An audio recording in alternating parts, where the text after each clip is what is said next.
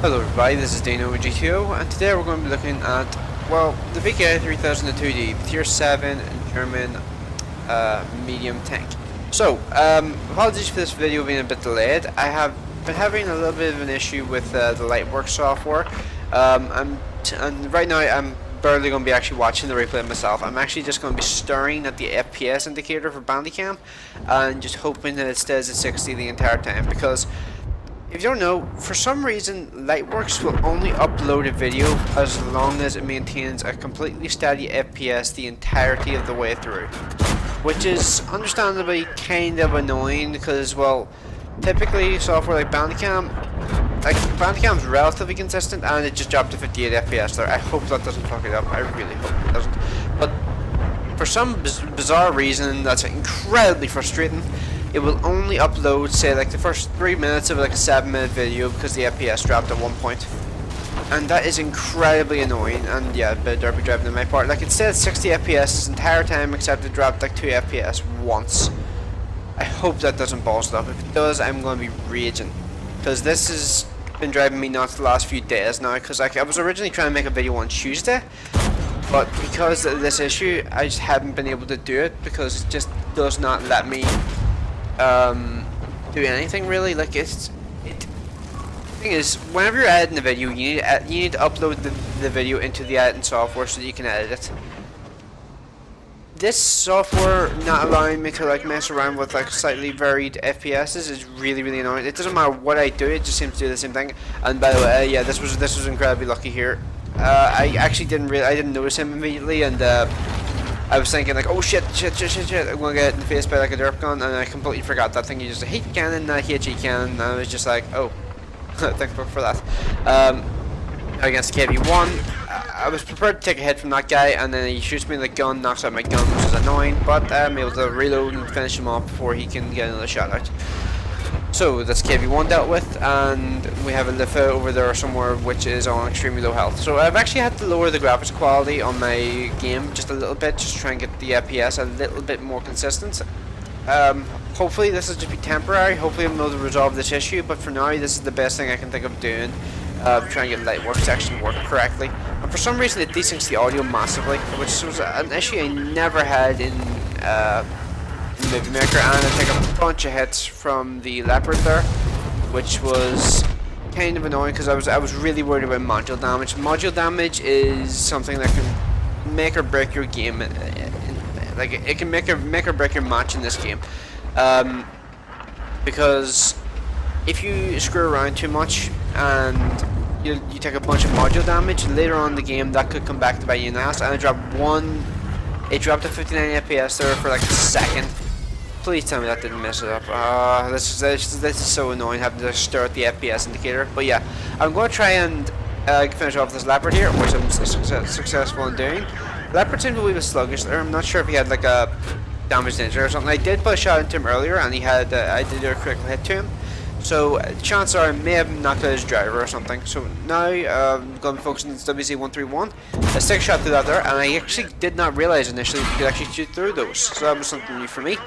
Stick another shot into him, get another shot into his front armor, and that leaves him on about 420 health. And now he's going to get wrecked by the rest of my team, all shooting him at once, and he's a light tank, so he just dies pretty much immediately.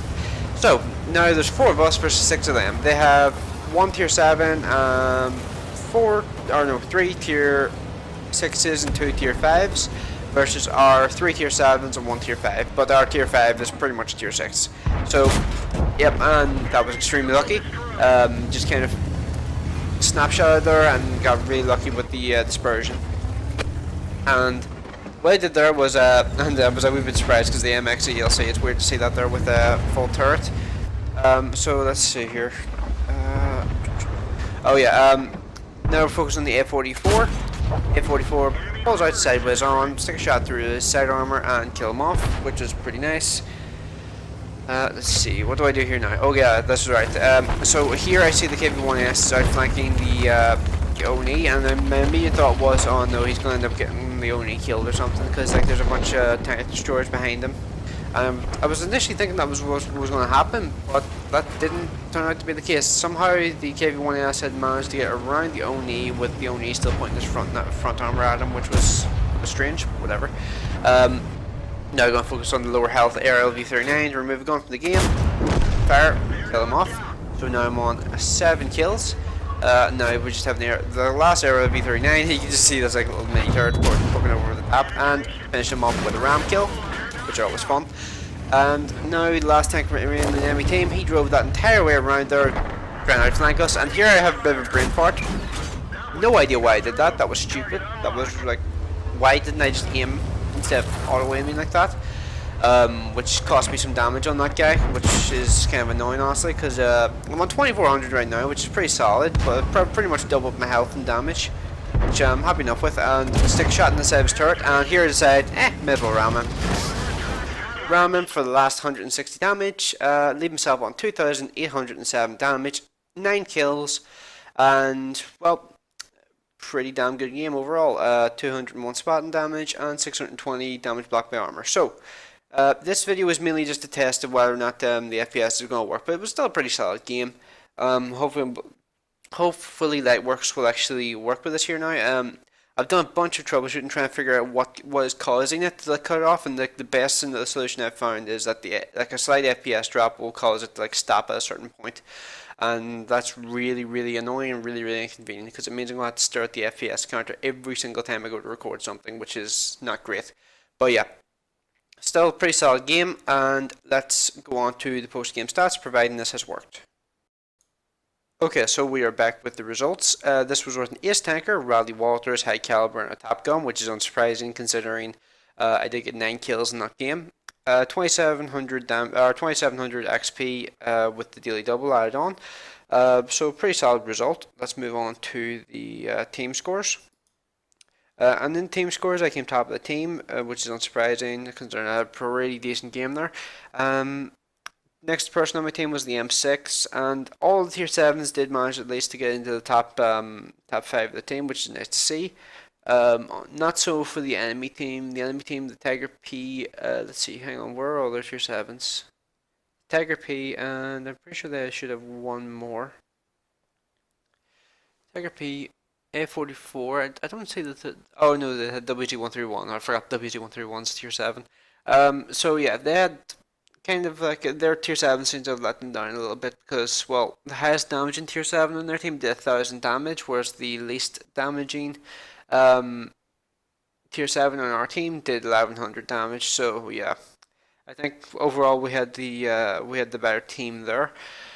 And unsurprisingly, looking at the actual team scores here, the T-3045M on the enemy team did come top of the team. So something I'm noticing about that tank is that tank seems to be really consistently powerful, because that thing, as far as I've seen, seems to come in the top 5 of the teams more often than not if a decent player is playing it.